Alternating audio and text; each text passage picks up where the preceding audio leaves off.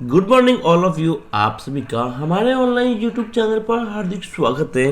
फिर विद्यार्थियों, हम बात कर रहे थे रास्ता स्टडी ऑफ स्कूल के अंतर्गत कक्षा 12th के हिंदी विषय के पेपर के अंतर्गत इम्पोर्टेंट क्वेश्चन की, जिसके अंतर्गत हमने भाग 1 में कुछ अति महत्वपूर्ण सवालों को हल किया था। देख सकते हैं खंड क, जिसके क्वेश्चन को मैंने आपको रात को जो वीडियो डाला था उसमें बताया था।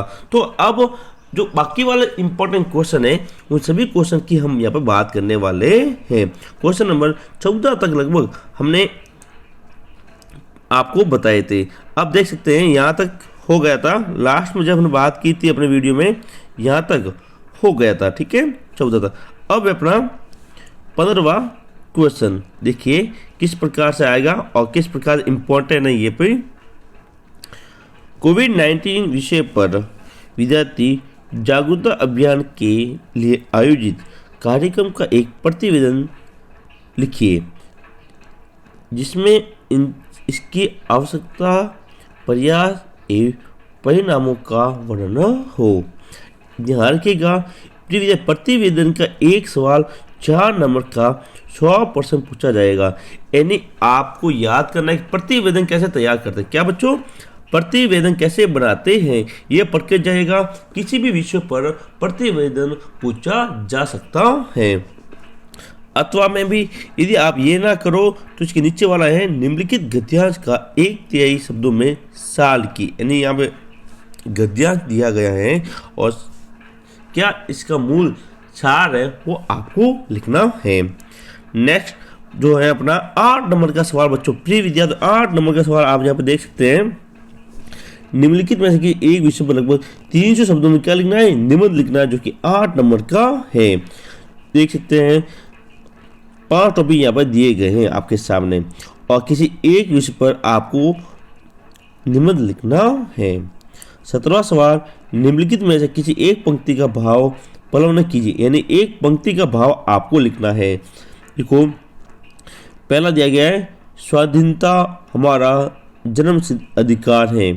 दूसरा है मनुष्य वही है जो मनुष्य के लिए मरे। दोनों में से एक का आपको क्या लिखना है बच्चों, भाव लिखना है, यानी मूल भाव क्या बताया गया है। फिर विद्यार्थियों, इंपॉर्टेंट क्वेश्चन की जो पीडीएफ है वो आपको हमारे व्हाट्सएप ग्रुप में मिलेगी, उसका लिंक नीचे दिया गया है।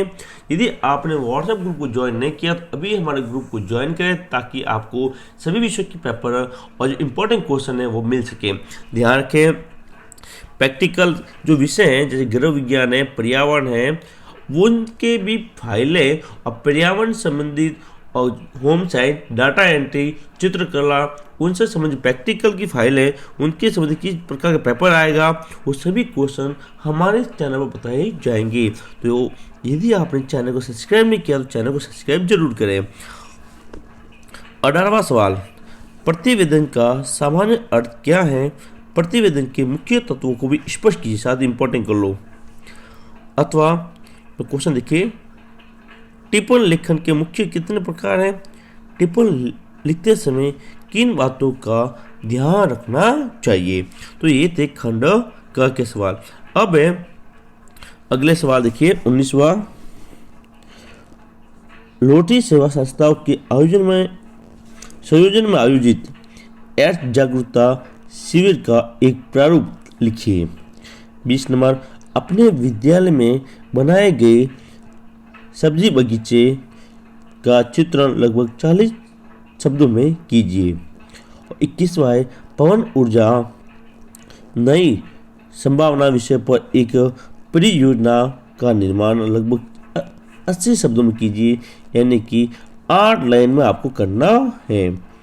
नेक्स्ट खंड ख, देखिए खंड क के सभी सवाल करने और खंड ख और घ दोनों में से एक खंड के उत्तर आपको यहाँ पर लिखने हैं। पहले बात करेंगे खंड ख की।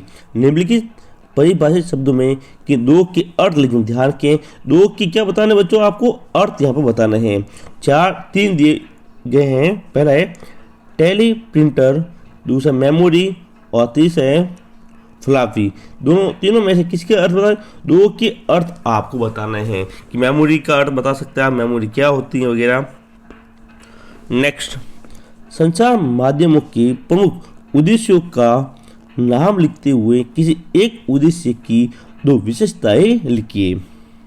ख है इलेक्ट्रॉनिक मीडिया में कंप्यूटर का योगदान, संक्षिप्त में लिखिए। उत्तर सीमा दी गई है 40 शब्दों में यानी 4 से 5 लाइन में इसका उत्तर बच्चों लिखना है।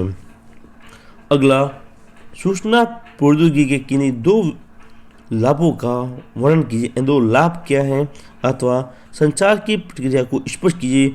साथियों पक्के ये सभी क्वेश्चन वेरी वेरी इंपॉर्टेंट हैं, तो आप इनको जरूर याद कीजिएगा। नेक्स्ट, अथवा में दिया हुआ है संचार माध्यम के 4 प्रमुख अवयवों का नाम लिखते हुए किन्हीं 2 अवयवों का क्या करना है, विश्लेषण करना है। ये भी 4 नंबर का सवाल। 25वां, रेडियो व दूरदर्शन की भाषा का विश्लेषण कीजिए। और ख है यूनाइटेड न्यूज ऑफ इंडिया तथा प्रेस ट्रस्ट ऑफ इंडिया को स्पष्ट कीजिए। ये 3 नंबर का सवाल। देखो यहाँ पर ख हो गया है, अब जो घ वाला, निम्नलिखित परिभाषित शब्दों में दो के क्या बताया वहाँ पर अर्थ क्या दिया गया है यहाँ पर, इनेमल, गीगाबाइट और माउस। 23वां सवाल, यात्रा प्रारंभ करते समय किसी के छींक देने से अनिष्ट की आशंका वाले अंधविश्वास का वैज्ञानिक निराकरण कीजिए। और ख है सड़क संहिता का संक्षिप्त में वर्णन कीजिए।